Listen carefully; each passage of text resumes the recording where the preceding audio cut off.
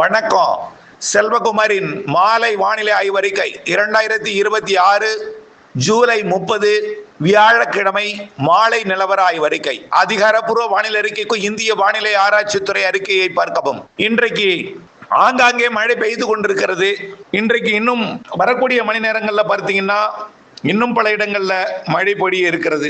இன்றைய மழை பொழிவை பொறுத்த வரைக்கும் வரக்கூடிய மணி நேரங்கள்ல சேலம் மாவட்டத்தில் ஆங்காங்கேயும், வடகடலோரத்தில் ஒரு சில இடங்களும், குறிப்பாக சேலம் கொல்வராயன் மலைப்பகுதி இடைப்பட்ட பகுதி, அதாவது சேலம் சின்ன சேலத்துக்கு இடைப்பட்ட வாழப்பாடி மற்றும் கல்வராயன் மலைப்பகுதிகள்லாம் மழை வாய்ப்பு தெரிகிறது. அடுத்தபடியா இன்றைக்கு திருவண்ணாமலை மாவட்டத்தில் ஆங்காங்கேயும் மழை வாய்ப்பு தெரிகிறது. கள்ளக்குறிச்சி மாவட்டத்தில் ஆங்காங்கேயும், கல்வராயன் மலைப்பகுதியை ஒட்டியும் மழை வாய்ப்பு தெரிகிறது. விக்கிரவாண்டி உள்ளிட்ட விழுப்புரம் மாவட்ட பகுதிகளுக்கும், திருக்கோயிலூர் உள்ளிட்ட பகுதிகளுக்கும் லேசான மழை வாய்ப்பு தெரிகிறது. விருதாச்சலம் உள்ளிட்ட கடலூர் மாவட்ட பகுதிகளுக்கும், சேத்தியார் தோப்பு உள்ளிட்ட கடலூர் மாவட்ட பகுதிகளுக்கும் இன்றைக்கு மழை வாய்ப்பு தெரிகிறது. ஆனால் பெருசா இல்லைன்னா கூட இன்றைக்கு மழை வாய்ப்பு உறுதி. நேற்றைக்கு போல இன்றைக்கும் இரவில் சென்னை உள்ளிட்ட பகுதிகளுக்கும் மழை வாய்ப்பு இருக்கு. நாளை 31ஆம் தேதியிலிருந்து பரப்பில் அதிகரிக்கும் மாலை இரவு மழை. இன்றைக்கு தென்மேற்கு பருவமழை கேரளாவில் வலுத்திருக்கு கொஞ்சம். அதோட தாக்கம் சாரல் மழை முக்கோணம் வரைக்கும், உடுமலைப்பேட்டையோட முக்கோணம் வரைக்கும் சாரல் மழை எட்டி இருக்கிறது. ஜலத்தூரிலே இன்றைக்கு காலை சற்று கனமழையே சில மணி நேரங்கள் நீடித்தது. அவ்வப்பொழுது சாரல் மழையும் வந்து கொண்டிருக்கிறது. மீனாட்சிபுரத்திலாம் மழை. இப்படி நீலகிரி வால்பாறையில நேற்று போல் இன்றைக்கும் நல்ல மழை கொடுக்கும். கன்னியாகுமரி முதல் நீலகிரி வரைக்கும் படிப்படியாக இன்றைய விட நாளை மழைப்பொழிவு கூடும். ஆகஸ்ட் 1 சனிக்கிழமை கன்னியாகுமரி முதல் நீலகிரி வரைக்கும் நல்ல மழைப்பொழிவை கொடுக்கும். குறிப்பாக தேனி மாவட்டத்திற்கு மேற்கே உள்ள ஏலக்காய் சாகுபடி பகுதி, சபரிமலை பகுதி, இடுக்கி அணைக்கட்டு பகுதி, மூணாறு பகுதி, இங்கெல்லாம் கனமழையே தெரிகிறது. மிக கனமழையே தெரிகிறது. குற்றாலத்திற்கு அருவியில கூடுதல் நீர்வரத்தை கொடுத்து குளிப்பதற்கு தடை விதிக்கும் வகையில, அருவியில வெள்ளப்பெருக்கை ஏற்படுத்தக்கூடிய வகையில ஆகஸ்ட் 1க்கு மேல் அமைய இருக்கிறது. ஆகஸ்ட் 10ஆம் தேதி வரைக்கும் இந்த மழைப்பொழிவு இருக்கும். 8ஆம் தேதி வரை வலுவா இருக்கும். அதற்கு பிறகு கொஞ்சம் வலு குறைந்து நீடித்துட்டு தான் இருக்கும். தமிழ்நாட்டில் வெப்பசலன மழை கண்டிப்பாக மாலை இரவு வந்துவிட்டால் இடிமின்னல் மழைப்பொழிவு 1ஆம் தேதியிலிருந்து 10ஆம் தேதி வரை இருந்து கொண்டே இருக்கும். அதற்கு பிறகும் இருக்கும். மீண்டும் 15ஆம் தேதிக்கு மேல் நம்ம ஏற்கனவே சொன்ன 10லேருந்து ஒரு 5 நாள் வீரியம் குறைவாக இருக்கும்னு இடைவெளி கொடுக்கும்னு சொல்லியிருந்தோம் ஆரம்பத்தில். ஆனா இப்போ இடைவெளி இருக்காது, கொஞ்சம் மழையோட தீவிரம் குறைவாக இருக்கும். அதன் அடிப்படையில் ஆகஸ்ட் 15க்கு மேல 18லிருந்து வலுத்த மழை பொழிவு இருக்கும். அதற்கு காரணம் என்னன்னா, தென்சீன கடல் நிகழ்வு வடகிழக்கு மாநிலங்கள் வழியாகவும், அதற்கு பிறகு தென்சீன கடல் நிகழ்வு வடக்கு வங்கக்கடல் வழியாகவும், அதற்கு பிறகு தென்சீன கடல் நிகழ்வு நேரடியாக பசிபிக் பெருங்கடலிலிருந்து தென்சீன கடல் வழியாக ஆந்திர பிரதேசம், ஒடிசா கரையோரத்திற்கும் வர இருக்கிறது. வரக்கூடிய 15ஆம் தேதி ஆகஸ்ட் 15 வரக்கூடிய நிகழ்வு பசிபிக் பெருங்கடலில் தற்பொழுது நீடித்துக் கொண்டிருக்கூடிய டால்பின் புயல், சூப்பர் புயல் டால்பின், மிக தீவிர புயல், 300 கிலோமீட்டர் வேகத்தில் அது உருவெடுத்து கேட்டகரி 5ல 5ஆம் வகை புயலாக உருவெடுத்து ஆகஸ்ட் 10-12 தேதியில ஆகஸ்ட் முதல் வாரத்தில் நெருங்கி தாய்வானை தாக்கி, பிறகு சீனாவை தாக்கி, சீனாவில் வழக்கமா வடகொரியா மற்றும் சீனா பகுதி நோக்கி போகாமல் தெற்கு நோக்கி தென் மேற்கு நோக்கி திசை மாறி அப்படியே சீனாவை ஒட்டியே ஹாங்காங் வழியாக செயலிழந்து வியட்நாம், கம்போடியா, லாவோஸ் மற்றும் தாய்லாந்து, மியான்மர் வழியாக வரப்போகிறது இந்தியாவிற்கு. அதன் காரணமாகத்தான் ஆகஸ்ட் இறுதியில் வலுவர போகிறது தென்மேற்கு பருவமழை. வெப்பசலன இடிமழை பொழிவு, காற்று சுழற்சியுடன் கூடிய மழை பொழிவும் அதிலிருந்து தீவிரமடைய போகிறது.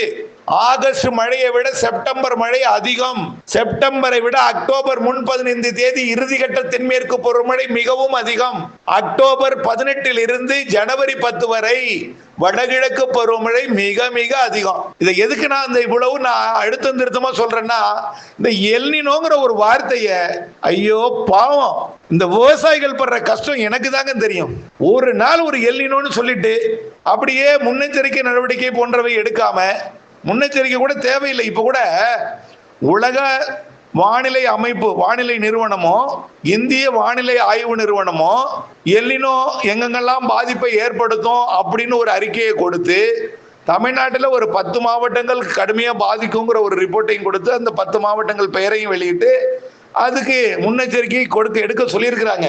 ஒரு உலக வானிலை நிறுவனமோ இந்திய வானிலை ஆய்வு நிறுவனமோ இந்தியாவோட மத்திய அரசு வழியாக மாநில அரசுக்கு வேளாண்மை துறைக்கு ஒரு எச்சரிக்கை கொடுக்கும் பொழுது மாநில அரசு முன்னெச்சரிக்கைக்காக உன்னிப்பாக கண்காணிப்பதற்காக இன்றைக்கு ஒரு குழுவையும் அமைத்திருக்கு.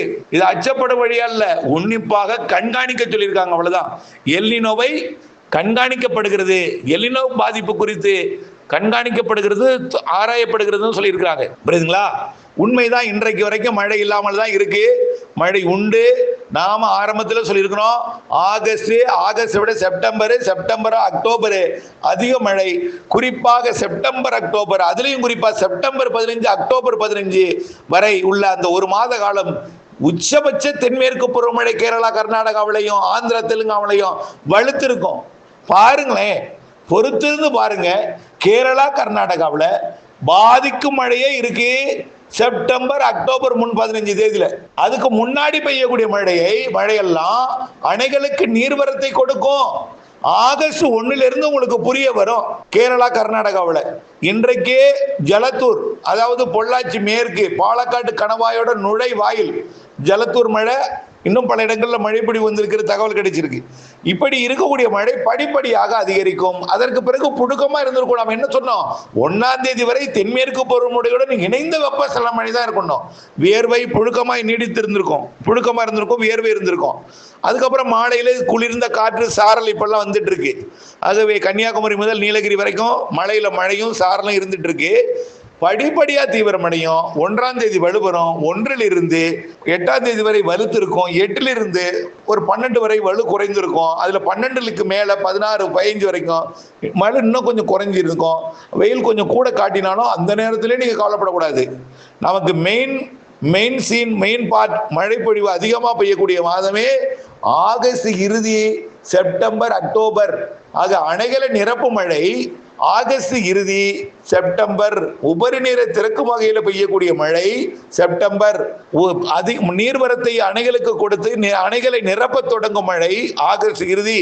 கர்நாடக அணை மற்றும் நீலகிரி அணைகள் நிரம்பி மேட்டூர், பவானிசாகர் உள்ளிட்ட பகுதிகளுக்கும் அணைகளுக்கும், அதே போல அமராவதி உள்ளிட்ட அணைகளுக்கெல்லாம் நல்ல நீர்வரத்தை கொடுக்கக்கூடியது ஆகஸ்ட் 15க்கு மேல.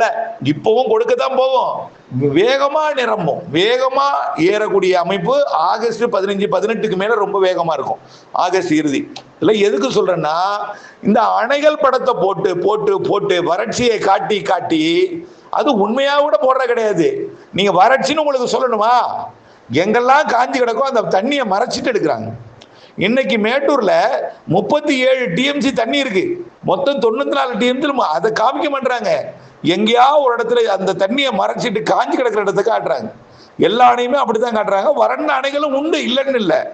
எந்த கவலையும் பட வேண்டாம். இது எதுக்கு இவ்வளவு சொல்றேன்னா, கவலையில் ஆழ்ந்திருக்கக்கூடிய விவசாயிகளுக்கு மேலும் மேலும் கவலையை ஏற்படுத்தும் விதமாக செய்திகள் வந்து மனவேதனைப்படுகிற நிலைக்கு தள்ளப்பட்டிருக்கிற காரணத்தினால கண்டிப்பாக மழை பெய்யும் என்ற நம்பிக்கையுடன் இருக்க வேண்டிதான் கேட்டுட்டு. தயவு செய்து நீங்க உலகத்துல சொல்ற அளவுக்கெல்லாம் இங்க பதில். அதுக்கு நாடுகள் சில இருக்கு. இப்ப ஐரோப்பாவில் இப்போ குளிர தொடங்கி விட்டது, உயரழுத்தம் வர தொடங்கி விட்டது. இப்போ உயரழுத்தம், அடுத்தது மத்திய திரைக்கடல் பகுதியில தாழ்வு அழுத்தம் எல்லாம் இணைந்து மேற்கத்திய இடையூறு வரும். அப்புறம் தாழ்வு சுழற்சி, உயரழுத்த சுழற்சி எல்லாம் வந்து இந்தியாவிற்கு பருவமழையை பின்வாங்க போற நேரத்தில் எல்லாம் இந்தியாவில் பருவமழை, தென்மேற்கு பருவமழை வலுப்பெறும். தென் மாநிலங்கள் மழையை ஆந்திராவில் கேளுங்க. யாராவது உங்களுக்கு தெரிஞ்சவங்க ஆந்திராவில் இருந்தா கேளுங்க. நீங்க மறந்துட்டீங்க எப்போ உங்க ஊர்ல மழை பெய்யும், நீங்க மறந்துட்டீங்க. ஆந்திர பிரதேசத்தில் ஒரு ஆளுக்கு போறேன்னு கேளுங்க, உங்க ஊருக்கு எப்பங்க பருவமழை எப்போதும் தென்மேற்கு பருவமழை பெய்யும்?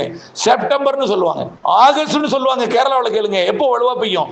ஆகஸ்ட், செப்டம்பர், அக்டோபர் தான். நம்ம வந்து கடந்த ஆண்டு கூட ஜூன் ஜூலைல தான் முன்கூட்டியே பெய்யும்னா அதையும் முன்கூட்டியே நீண்டகால வானிலை அப்படின்னு முன்கூட்டியே பெஞ்சது. இந்த ஆண்டு நீண்டகால வானிலை என்ன சொல்லியிருக்கோம்? August September October, August September October. புரிஞ்சுக்கிங்க. இன்னும் சில நாட்கள் இருக்கிறது. ஒரு நாள்ல மழைப்பொழிவு தொடங்கும். ஆகவே நம்பிக்கை ஊட்டும். பிறகு அணைகளை நிரப்பும் மாத இறுதி மாத பின்பகுதி. பிறகு செப்டம்பர் அக்டோபர் அதிக மழை இருக்கு. வடகிழக்கு பருவமழை மிக மிக அதிகம் இருக்கு. மழை நீரை சேகரிக்க வேண்டும். பண்ணை குட்டைகளை அமைப்போம். இருக்கும் பண்ணை குட்டைகளை அகலப்படுத்துவோம், ஆழப்படுத்துவோம். மிக முக்கியமாக செய்ய வேண்டியது கரைகளை பலப்படுத்துவோம். இதுதான் நம்மளுக்கு ஆறுகள்லையும் சரி ஏரிகள்லையும் சரி கரைகளை பலப்படுத்துவது அவசியம். இந்த ஆண்டு பெய்யக்கூடிய வடகிழக்கு பருவமழையை வடகிழக்கு பருவமழைக்கு முன்பே பெய்யக்கூடிய இறுதிக்கட்ட தென்மேற்கு பருவமழையை நாம் சேமிப்பதற்கு நன்றாக நாம் நீர்நிலைகளை தயாராக வைத்திருக்க வேண்டும் என்றுதான் சொல்லணுமே தவிர வறட்சி என்ற மனதில் இருக்கிறது தயவு செய்து தூக்கி எறிஞ்சிங்க. தயவு செய்து இது தொடர்பாக கால் பண்ணாதீங்க. வாட்ஸ்அப் போட்டே இருக்கீங்க. இப்ப இதை போடுறேன். இப்ப கூட இது பேசுறதுக்காக எடுத்தா அப்பவே 4 வாட்ஸ்அப் வருது. அங்க வறண்டு போயிருக்கு, இங்க காஞ்சி போயிருக்கு, வந்துட்டே இருக்கு.